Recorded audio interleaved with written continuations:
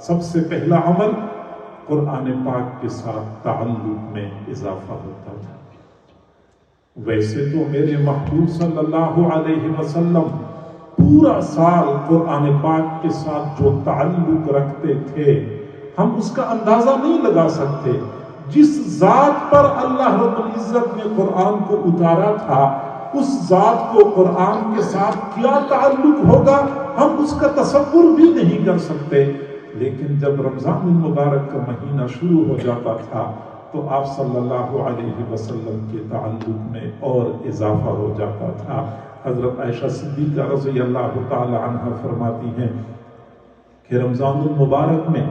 ہر رات جبرائیل علیہ السلام حضور صلی اللہ علیہ وسلم کی خدمت میں حاضر ہوتے تھے اور رات کے وقت حضور علیہ السلام کے ساتھ قرآن کا دور کرتے تھے۔ جبرائیل حضور کو قرآن سنایا کرتے تھے، حضور صلی اللہ علیہ وسلم جبرائیل علیہ السلام کو قرآن سنایا کرتے تھے،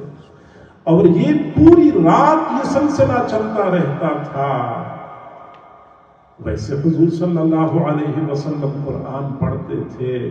قرآن سنا کرتے تھے۔ میرے بھائیوں، ہمیں بھی چاہیے کہ ہم رمضان شریف میں قرآن مجید کے ساتھ تعلق بڑھائیں۔ حضرت امام مالک رحمۃ اللہ علیہ کے بارے میں روایات میں آیا ہے کہ جب رمضان المبارک کا مہینہ شروع ہو جاتا تھا، ویسے تو سال کی 11 مہینے وہ حضور صلی اللہ علیہ وسلم کی حدیثیں پڑھایا کرتے تھے، لیکن جو ہی رمضان کا مہینہ شروع ہو جاتا تھا تو پھر سارے کام کاج موقوف کر دیتے تھے، قرآن پاک اٹھا لیتے تھے، فرمایا کرتے تھے کہ اب یہ قرآن کا مہینہ ہے، اس مہینے میں ہم قرآن کے علاوہ اور کوئی کام نہیں کریں گے۔ پورا مہینہ پہ قرآن کے ساتھ آپ کا شغف اور تعلق ہوتا تھا۔ امام بخاری رحمۃ اللہ علیہ کے بارے میں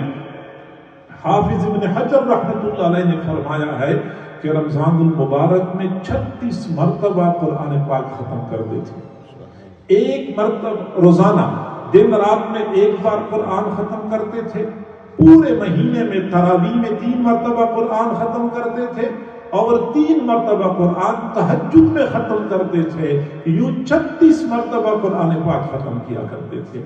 اور امام ابو حنیفہ رحمۃ اللہ علیہ کے بارے میں تو تواتر سے یہ بات ثابت ہے کہ رمضان شریف میں 60 مرتبہ قرآن پاک ختم کرتے تھے۔ اور میرے بھائیوں، یہ پھر محبت کی داستانیں بنتی ہیں۔ ممکن ہے آپ میں سے کسی بندے کو یقین نہ آئے کہ بندہ دن میں 1 مرتبہ قرآن پاک ختم کرے، رات میں 1 مرتبہ قرآن پاک ختم کرے، تو یہ بندہ پھر آرام کس وقت کرتا ہوگا، دنیا کے کام کاج کس وقت کرتا ہوگا۔ میرے بھائیوں، ہمیں اس بات کا اس لیے یقین نہیں آتا کہ ہمارے دلوں میں اللہ کی محبت کی آگ نہیں لگی ہوئی۔ اگر دل میں اللہ کی محبت کی آگ لگ جاتی ہے تو بندہ قرآن پاک کی تلاوت کرتے ہوئے سیر نہیں ہوتا۔ حضرت مصعب بن عوام رحمہ اللہ فرماتے ہیں، دخلت المسجد فرأیت رجلا یصلی، میں مسجد میں داخل ہوا، میں نے ایک آدمی کو دیکھا وہ نماز پڑھ رہا تھا، فاستحلیت قراءتہ، مجھے اس کی قراءت اچھی لگی، فاستمعت لقراءتہ، میں اس کی قراءت سننے لگا، وہ پڑھتا گیا میں سنتا گیا، حتی قرأ ثلث القرآن، اس نے 1/3 قرآن پڑھ لیا، 10 پارے پڑھ لیے۔ میرا خیال تھا اب رکوع کرے گا، فلم یرکع، رکوع نہیں کیا، حتی قرأ النصف، آدھا قرآن پڑھ لیا، میرا خیال تھا اب رکوع کرے گا، فلم یرکع، رکوع نہیں کیا، حتی ختم القرآن کلہ فی رکعۃ واحدہ، پورا قرآن 1 رکعت میں ختم کر لیا۔ فلما انصرف، جب انہوں نے سلام پھیرا، فرأیتہ فاذا هو ابو حنیفہ، میں نے دیکھا وہ امام ابو حنیفہ تھے۔ آج کے نوجوان سے کہہ دیں تو کہتے یقین نہیں آتا، 1 رکعت میں پورا قرآن بندہ ختم کر سکتا ہے، پوری رات بندہ قرآن کی تلاوت کر سکتا ہے، ہو نہیں سکتا۔ وجہ یہ ہے کہ ہمیں اللہ کی محبت کی لذت کا پتہ نہیں ہے۔ وہی نوجوان جس کو یہ بات ناممکن نظر آتی ہے، اسی سے کہہ دیں کہ وہ فلاں بندہ اپنی محبوبہ کے ساتھ عشاء کے بعد چیٹنگ شروع کر دیتا ہے اور فجر تک چیٹنگ کرتا رہتا ہے، کہتے ہیں ہاں یہ ممکن ہے، یہ ممکن نظر آتا ہے کیونکہ ہمیں اس دنیا کی لذات کا پتہ ہے، ہمیں روحانی دنیا کی لذات کا پتہ نہیں ہے۔ میرے بھائیوں، جس طرح مادی دنیا میں کچھ لذات ہیں، اسی طرح روحانی دنیا میں بھی کچھ لذات ہیں۔ مادی دنیا میں نرم اور مرغن غذائیں کھانے کا اپنا مزہ ہے، جبکہ روحانی دنیا میں اللہ کی خاطر بھوکا پیاسا رہنے کا اپنا مزہ ہے، نرم نرم بستروں پہ شباشی کرنے کا اپنا مزہ ہے، جبکہ آدھی رات کے وقت اللہ کے سامنے رکوع سجدہ کرنے کا اپنا مزہ ہے، دوستوں کے درمیان محفلوں میں کھل کھلا کے ہنسنے کا اپنا مزہ ہے، جبکہ رات کی تنہائیوں میں اللہ کے سامنے آنسو بہانے کا اپنا مزہ ہے، دوسروں کی بیٹیوں کے ساتھ پوری رات سیل فون پہ گفتگو کرنے کا اپنا مزہ ہے، جبکہ رات کے آخری پہر اپنے محبوب پروردگار کے ساتھ مناجات کے ذریعے تار جوڑنے کا اپنا مزہ ہے، سکرین کے سامنے بیٹھ کے تھرکتے جسموں کے تماشے دیکھنے کا اپنا مزہ ہے، قرآن عظیم الشان کو کھول کے تلاوت کرنے کا اپنا مزہ ہے، یار دوستوں کے ساتھ سیر سپاٹوں پہ جانے کا اپنا مزہ ہے، جبکہ اللہ کی دین کی خاطر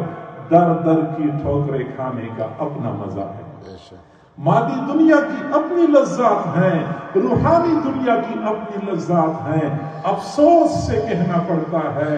کہ ہم روحانی دنیا کی لذات سے ناآشنا ہو چکے ہیں۔ قرآن پاک کی تلاوت کا اپنا مزہ ہے۔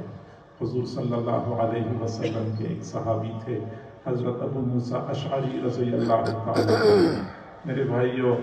دل میں اللہ کی محبت نہیں ہے، اس لیے قرآن سنتے ہیں تو اکتا جاتے ہیں، تھوڑی سی قرات لمبی ہو گئی، تراویح میں قرات لمبی ہو گئی، وہ قاری صاحب آج تو تو نے مروا دیا، اتنے ہم پریشان ہو جاتے ہیں، پتہ کرتے ہیں کسی اور مسجد میں جو تھوڑے وقت میں تراویح ختم کر لیں، اس کا پتہ کر لو، ہم وہاں پہ جائیں گے۔ دل میں اللہ کی محبت نہیں ہے، ورنہ جن کے دل میں اللہ کی محبت ہوتی ہے، قرآن کی تلاوت کرتے ہوئے بندے کا جی نہیں بھرتا۔ حضور صلی اللہ علیہ وسلم کے ایک صحابی حضرت ابو موسیٰ اشعری رضی اللہ تعالیٰ عنہ تھے، قرآن پڑھتے تھے، اتنی پیاری آواز اللہ نے دی تھی، حضور نے فرمایا تھا لقد اوتیت مزمارا من مزامیر آل داود، جیسے داؤد علیہ السلام کو ایک خاص طرز عطا کیا گیا تھا، ایسے آپ کو بھی ایک طرز عطا کیا گیا ہے۔ کبھی کبھار آپ صلی اللہ علیہ وسلم مجلس میں تشریف فرما ہوتے تھے، پھر اچانک فرماتے تھے شوقنا الی ربنا یا ابا موسیٰ، ابو موسیٰ قرآن کی تلاوت کر لو، قرآن کی تلاوت کر کے ہمیں اپنے رب کا مشتاق کر دو۔ آپ صلی اللہ علیہ وسلم رات کے آخری پہر مدینہ منورہ کی گلی میں جا رہے تھے، حضرت ابو موسیٰ اشعری رضی اللہ تعالی عنہ اپنے گھر کے صحن میں کھڑے تھے، تہجد کا وقت تھا، تہجد کی نماز پڑھ رہے تھے اور قرآن پاک کی تلاوت بہت خوبصورت انداز میں کر رہے تھے۔ رات کا آخری پہر تھا، ٹھنڈی ہوا چل رہی تھی، نور اتر رہا تھا، حضرت ابو موسیٰ اشعری رضی اللہ تعالی عنہ گھر کے صحن میں کھڑے ہو کے قرآن کی تلاوت کر رہے تھے۔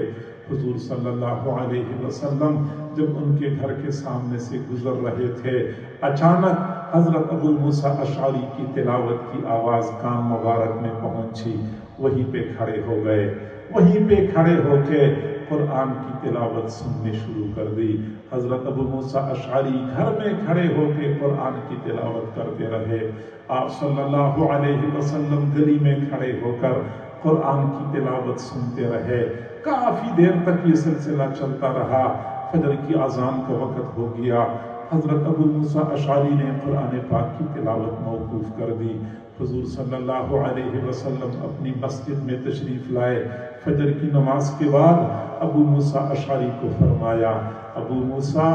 آپ رات کے آخری پہر گھر کے صحن میں کھڑے ہو کر قرآن کی تلاوت کر رہے تھے اور میں باہر گلی میں کھڑا ہو کر آپ کی تلاوت سن رہا تھا۔ حضرت ابو موسیٰ اشعری رضی اللہ عنہ کی آنکھوں میں آنسو آ گئے اور عرض کیا اللہ کے نبی، اگر مجھے پتا ہوتا کہ باہر گلی میں کھڑے ہو کے آپ میرا قرآن سن رہے ہیں، لَحَبَّرْتُهُ لَكَ تَحْبِيرًا، میں آپ کے لیے اور زیادہ مزین کر کے قرآن کی تلاوت کر لیتا۔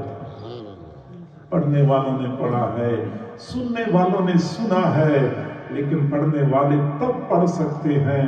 جب دل میں اللہ کی محبت کی آگ لگی ہوئی ہو۔ سننے والے بھی تب بےتاب ہو کے سنتے ہیں جب دل میں اللہ رب العزت کی محبت کی حرارت محسوس کر رہے ہوں۔ حضور صلی اللہ علیہ وسلم کا قرآن کے ساتھ تعلق بڑھ جاتا تھا، ہم بھی قرآن کے ساتھ تعلق بڑھائیں۔